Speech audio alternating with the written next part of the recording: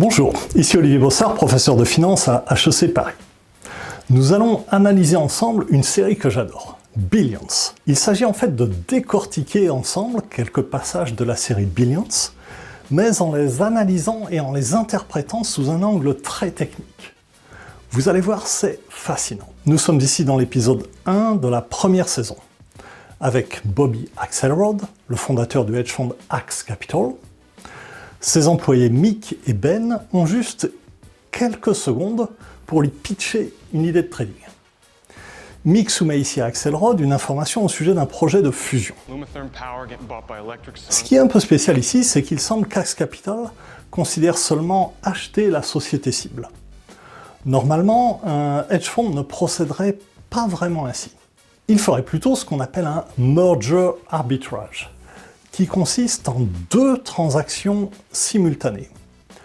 Acheter la société cible et vendre l'acquéreur en même temps, pour concentrer la stratégie sur la fusion en tant que telle, sans prendre de position sur la performance globale du marché. La stratégie présentée ici n'est donc pas vraiment la norme, mais peu importe, continuons. Nous allons voir tout de suite, plus de données vont nous être fournies. Ce nom de Kasowitz amène beaucoup plus d'informations dans le cerveau de Axelrod. Le rôle de l'analyste devrait être d'analyser les informations, pas seulement de les trouver. L'idée est véritablement d'évaluer si la fusion se produira ou non.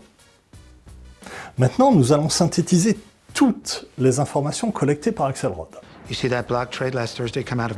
Axelrod se souvient même de l'heure exacte de la transaction, même s'il a en même temps des dizaines d'autres idées en tête. Ce type est un véritable génie. Axelrod a toutes les informations dans sa tête. C'est véritablement ce qu'on appelle dans le jargon une analyse big data. On s'intéresse ici à toutes les informations disponibles. Pas seulement financières, mais aussi personnelles, sociales, météorologiques même. Toutes ces données peuvent être intégrées dans le processus de décision. Une fois que vous avez collecté toutes ces données, vous pouvez appliquer un algorithme de prise de décision. Ici, ça ne se passe pas dans un ordinateur, mais tout simplement dans le cerveau de Axelrod. Il identifie les données X, comme le personnage de Kasowitz par exemple, qui mène à un résultat Y, parce qu'il a conservé toute l'historique des transactions en tête. Cela ressemble beaucoup au processus de machine learning pour les ordinateurs. Vous livrez au système toutes les données historiques X qui conduisent à un résultat Y. La machine en prend connaissance, digère l'information et améliore progressivement son algorithme. On applique ensuite cet algorithme à la prise de décision future. Et voici comment, en une seule phrase, Axelrod parvient à intégrer l'ensemble de ces éléments et nous livre son analyse.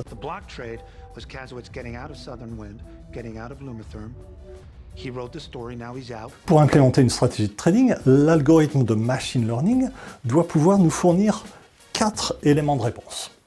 La direction, le niveau d'entrée, le niveau de sortie, et enfin le capital de cette prise de risque. Et écoutez bien, c'est exactement ce que fait Axelrod ici.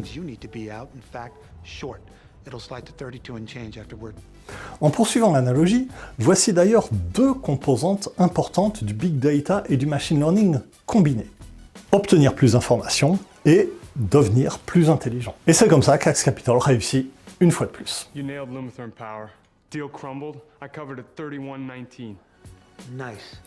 Alors, est-ce à dire que l'implémentation de stratégies de merger arbitrage est aussi simple que cela dans le monde des hedge funds? Pas du tout. Il y a tellement de concurrence et de puissance de calcul partout que les opportunités d'arbitrage deviennent de plus en plus difficiles à saisir. Voilà, j'espère que cette petite analyse vous a plu, vous expliquant un peu le processus de décision menant à une idée de trading, et basée sur l'analyse des données, et par extension, l'analogie avec le fonctionnement du machine learning. N'hésitez pas à liker et me mettre vos questions en commentaire ci-dessous. J'y répondrai personnellement. Et de manière plus générale, j'espère vous avoir convaincu que Billions est une série absolument fascinante à suivre. Nous allons d'ailleurs continuer à l'analyser ensemble, épisode par épisode, pour explorer un peu plus le monde de la finance. Alors, abonnez-vous à cette chaîne pour recevoir les analyses suivantes. Et enfin, si vous voulez voir la version originale de ce clip en anglais, allez vite vous abonner également à la chaîne FinTech Orama, qui est à l'origine de ce projet.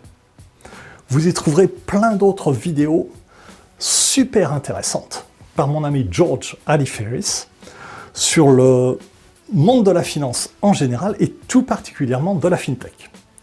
Je vous mets le lien ci-dessous, allez voir, ça s'appelle FinTech Orama et c'est génial. À bientôt!